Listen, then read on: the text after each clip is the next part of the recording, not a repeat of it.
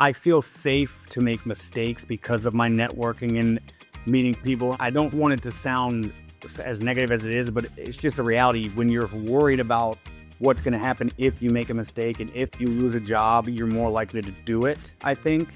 And also, I don't learn other than making mistakes. So I'm networking and stuff has allowed me to realize if I'm in the wrong place that I lose my job because I make a mistake. I've networked enough and people know me enough, my soft skills, to where I'll fall and I'll be okay. Before we start, I want to highlight the biggest challenge I've noticed in the Treasury industry. It's professionals finding it tough to build an impactful brand. That's exactly why I put together an ebook, Building and Managing an Impactful Professional Brand. It has helped over 100 professionals define their unique values and stand out in their careers. In this ebook, you'll find practical tips to build a strong network and sharpen the skills you need to succeed in this industry. And the best part? It's completely free. Grab your copy now by clicking the link in the description below. Hello, everyone. This is Ernie Humphrey. I'm your host for the Treasury Truth or Dare podcast. Today, I'm thrilled to have with me Rob Hilbert. He's a Senior Treasury Analyst at Kontoor Brands.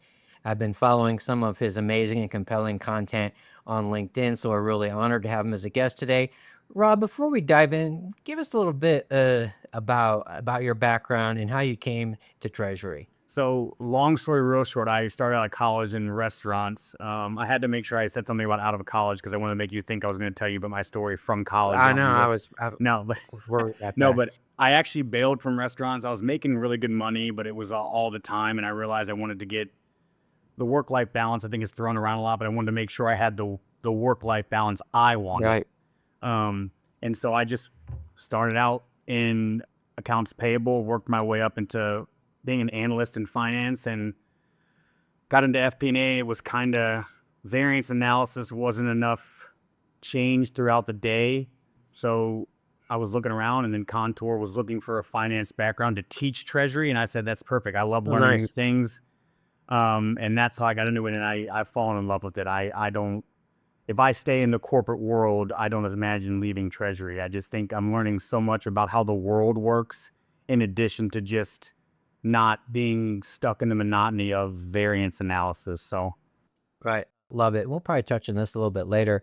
I found your background particularly interesting. You kind of touched on it. I believe you were really doing a lot of Zaxby's. You had multiple locations, and so the people skills, I'm sure, were incredibly important. So I'm sure we'll touch on that.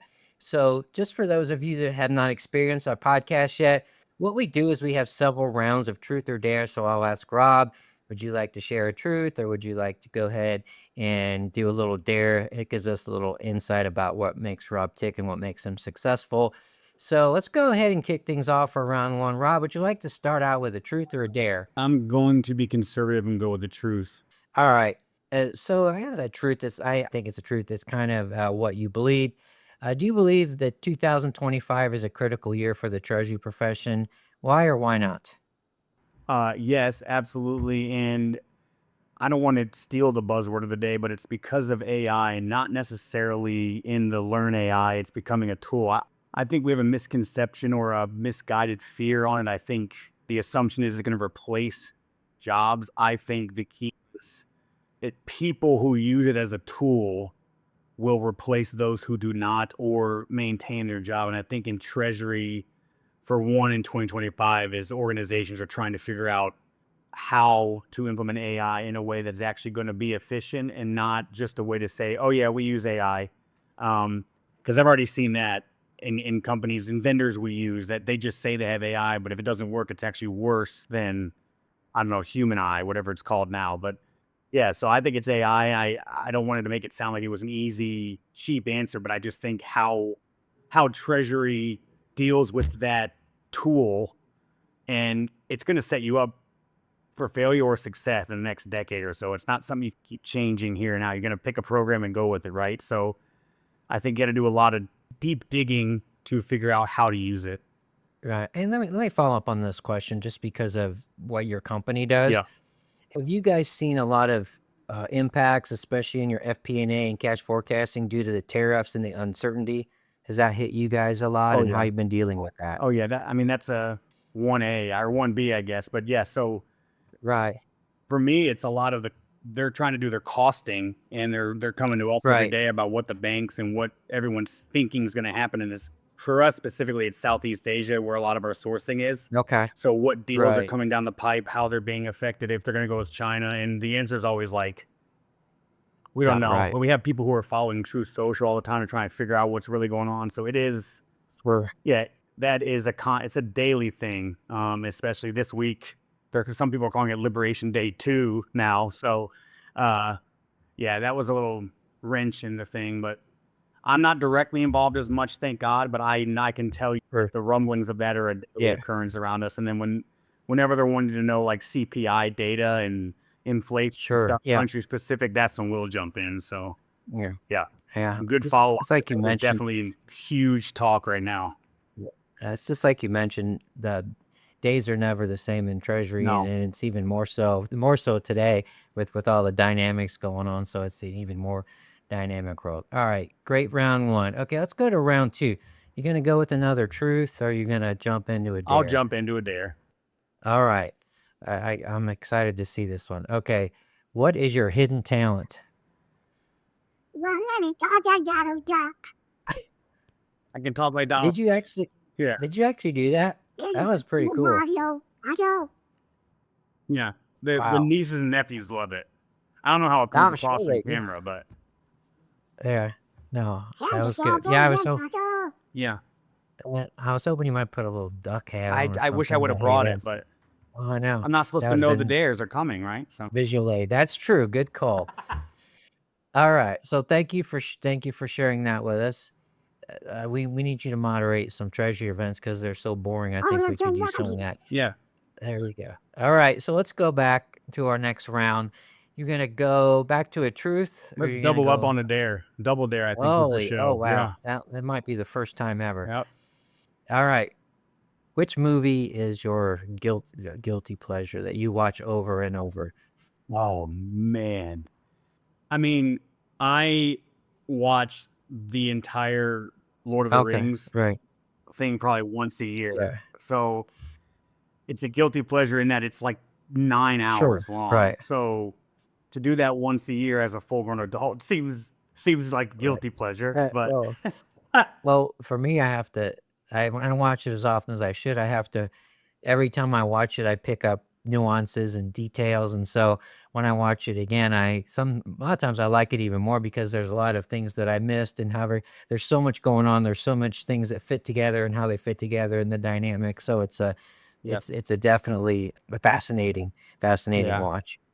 I'm a big nerd about storytelling in general, and especially with Tolkien specifically, and how he was trying to all that fantasy stuff ties to a lot of the World War I reality of going Oh, on, and I just love that. great. So All right. So 2 dares in a row. Are you gonna go for 3? I won't triple dog Okay, it. no, No, no. Let's not triple dog it. Everyone's gonna be too excited. They're gonna come out of their chairs, or they're gonna that's right. crash their cars, or whatever. They're multitasking, probably listening to us today. Okay, this kind of dovetails a little bit on what you just talked about, storytelling. So, how is investing in networking within your department, your company, and with your treasury peers? How has that impacted your career? That's loaded. I'll start with it's impacted my confidence, which impacts my career in that I feel safe to make mistakes because of my networking and meeting people. And I don't want it to sound as negative as it is, but it's just a reality. When you're worried about what's going to happen if you make a mistake and if you lose a job, you're more likely to do it, I think. And also, I don't learn other than making mistakes. So I'm networking and stuff is allowed me to realize if I'm in the wrong place that I lose my job because I make a mistake. I've networked enough and people know me enough, my soft skills to where I'll fall and I'll be okay, and having gone through some job losses and stuff has helped me build that confidence. Not everyone has done that, so it's hard to hear it and without going through it, but networking and stuff can have a big benefit in your confidence, not only in just I think most people think of it as it's opportunity finding or opportunity seeking, but it also is a basis for foundation of you proving to yourself in and out that, I am likable, I am good at my job, I am successful. People appreciate and respect me, and that's important to walk into the office each day with the confidence to go try something that makes you uncomfortable, because that's how you learn, and those above you are going to notice when you're doing things above your comfort level. I believe they should be anyway. Yeah, So no, love that. I mean, it's a great culture where you have we have no fear of failure, and like you said, you build those relationships, and people are vested in your professional development, and failure is definitely a part of that. So it seems to me that you're networking. So maybe you're just in the beginnings of this, but I think I'm sure you're getting there. Connecting with your treasury peers is a great way to expand that knowledge base and kind of touch absolutely. base on that as well.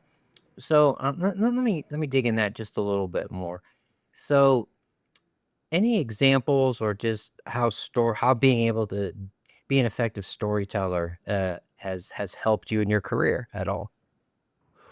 I mean, the older I get, the more I think I realize most people's values, beliefs come from a story they've been told, whether it's their favorite news anchor, their brother, someone they trust. A story is how your brain retains information, and also can, if your emotions are Right. involved to the story, you're going to remember it to be part. You feel like you're a part of it, and so I am a I'm an emotional guy.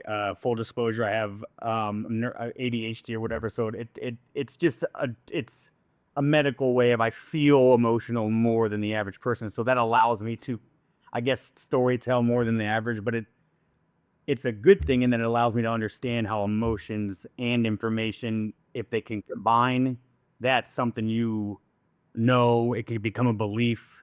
So I think storytelling gets you totally into it more than if I were to be like, this is $100 and it costs that because I said so. Like, it's not saying, this widget's $100 because John over there was working his butt off and he could, all that stuff. The why are you doing something in and of itself is a story, right? Yeah, So I like to say if we tell the story behind the numbers, and in treasury the why. So all this stuff happened. Well, why did it happen? And that's where up the chain that's where they find the value, because if we know why it happened, then yeah, we can you react to all the dynamics. exactly. You and I we were joking around about how board slides can be the death of us all, but board slides are in and of itself an enormous Right. story that you as a group are telling to the Right. board. I mean, that's what we live in, right? So Okay, so I'm gonna flip the script a little bit. So I'm gonna let you go ahead and give me a dare. So what do you have for me? dare, cool. I dare you to tell me a time you learned from a mistake. Oh, let me see if I can think about this. Probably. I'm sure there's none, right? Yeah. Well, I'm just trying to think of how many I can choose from that I've already done this morning, and it's now. Well, I have to say it was kind of a thing that I've done before, so shame on me. So what happened was recently, I'm doing a demo day event later in the year, so I signed on a new platform. Well, I got on the platform. I was a little frustrated. So I pumped out an email to the guy that signed me up, and my customer success person, and I wasn't like extremely pleasant, and I didn't take the time to, first of all, take a breath before I sent an email, but second of all, invest in the system, and I figured it out. So I would say kind of letting my frustration and my emotions, right? I'm emotional as well, as everybody knows. So being able to say, okay, take a breath, take a minute, and think about what you're doing and why before you react. So I think that's a mistake that I, unfortunately, being the way I'm wired as well, I still have to be very careful about that. Oh yeah, it's a mistake. It's a similar mistake I'll make again, because I don't know about you, but when that emotion hits me, it almost feels like the thing I want to do is the Right. release you're talking about, but it certainly is not. It Right. certainly isn't. The Is well, pause is very yeah. important. I have a lot of content, especially around the dangers of email. So I've thrown a few daggers out that I regret. Pretty much. So, all right. Well, It's a fine line because writing it out can actually help That's you. Just right. don't send it. That's right. Right. I tell Yeah. people, you write it out, and then before you send it, you let your colleague look at it, or let your spouse look at it, and let people are like, you shouldn't need to do that. That's ridiculous. And I'm like, no, no, no, no, no. That is career saving, actions there. So that's good to know. The relationship side. All right. Well, we're done with Dr. Phil and Ernie. Let's go ahead and get back to you, Rob. Would you like to go for a truth or a dare? Let's do another truth. I think So you shared with us that you're really excited about Treasury. In which areas of Treasury are you most passionate?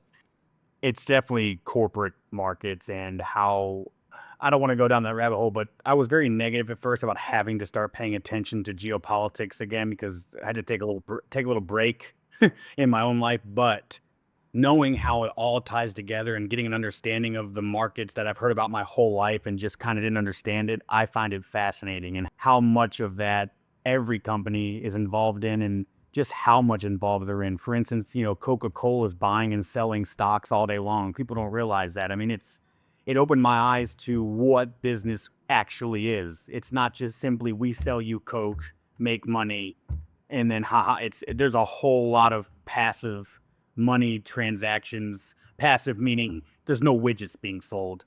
So that to me, it's infinitely more interesting than the cash management side. Cash management, the passion for me there is figuring out all the new AI ways in which we can get some computer to do it for us. But that's just because my passion is not there.